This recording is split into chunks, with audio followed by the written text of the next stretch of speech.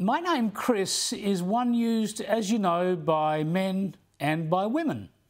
I am a man, in case you were wondering, a cisgendered man. Not that that's important, but just so you don't have to make any assumptions. Because on this stuff, the world has decidedly gone mad. As I showed you last night, some parents are now not declaring whether their babies are boys or girls, not making any judgments based on facts like, you know, their genitalia. Look, we've had some astounding answers over time to the most basic scientific question of what is a woman. In an age when we're constantly being urged to respect the science, this basic biology seems to cause us a hell of a lot of trouble. And the latest person, as you've just seen, to fail this simple test is the New Zealand Labor Prime Minister, Chris Hipkins. Don't take a sip of your tea or your wine lest you spit it out during this. How do you and how does this government define a woman?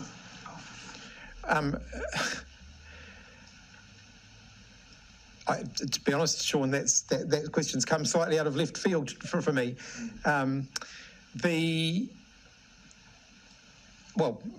Biology, sex, gender. People define themselves. People define their own genders.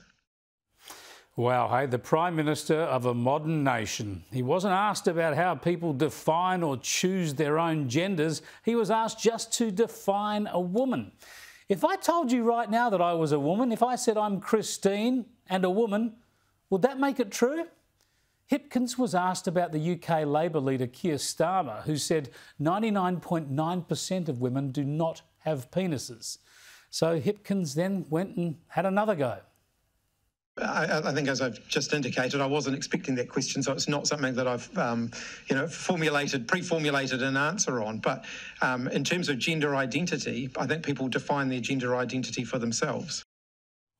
Now, this is a problem, isn't it? This is cowardice, this is absurdity, this is the complete dismissal of truth, of reality, of scientific facts. Look, this show is on late enough at night that we can offer a bit of a refresher course here for Prime Minister Hipkins if he's watching in New Zealand. We'll give you some pictures to make it easy, but we've added some little fig leaves to spare you any trauma. The person on the right here, person on your left, person on your right has a scrotum, a penis and a scrotum between his legs. That's what makes him a man. Now, kids, if you're watching, the woman on the left has breasts and a vagina. Now, there are other differences. Most notably, the woman has ovaries and a uterus and can give birth to babies. The woman also has 2 X chromosomes, while the man has 1 X and 1 Y. This is what they taught us at primary school. This is what they now seek to deny.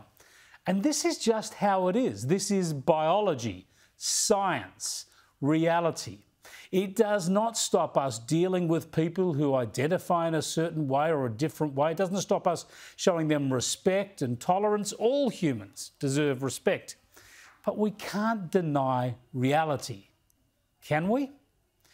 You know, if national leaders were this anti-science in what they said on climate change or energy, if Prime Minister Hipkins said greenhouse gas emissions are only as damaging as individuals choose to think, that if we want to, we're entitled to think of them as beneficial, he'd probably be forced to quit his job. If he said people were entitled to think of natural rainforests as either environmentally important, you know, the lungs of the earth, or they could think of them as a wonderful resource for chipboard and firewood. It's all just a matter of how we perceive them.